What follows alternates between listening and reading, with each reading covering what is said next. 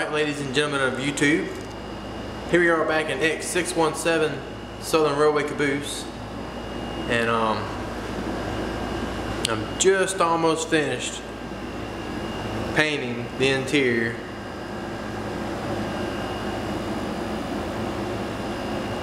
I have to repaint the doors,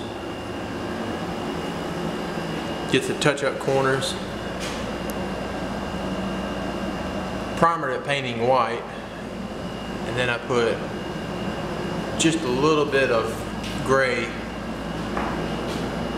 on the final coat.